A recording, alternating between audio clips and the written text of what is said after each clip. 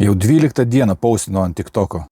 Pradžiai davė pasidžiaugti, labai daug peržiūrų, visko po 10 000 plus. Dabar viskas nukrito iki 100 tik tai, 100-200 peržiūrų per video. Visus tos pačius video, kur dėjau, tai dėjau į Instagramą ir dėjau į YouTube. Tai ten iš vis mirė viskas, ten nieko iš vis nevyksta.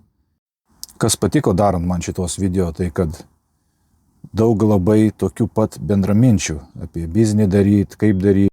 Žmonės rašo, kad norėtų susiskambinti, susisiekti kažkaip, pasikalbėti, kažkaip pasikeisti mintim, pasidalinti.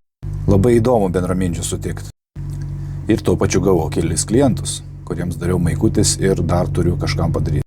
Aišku, persilaužti reikėjo, įdedant pirmą video, nes peržiūrėjus, ką pats prifilmavau, tai nelabai norėjęs ten įkelt, kad visi matytų. Labai sunku sugeneruoti kito, pavyzdžiui, video idėją, nes atrodo, kai tu žinai apie tą printinimą, viską tu jau nuo A iki Z, tai atrodo, kiek tu ten gali ten tų video pridaryti, viskas bus lygiai tas pats.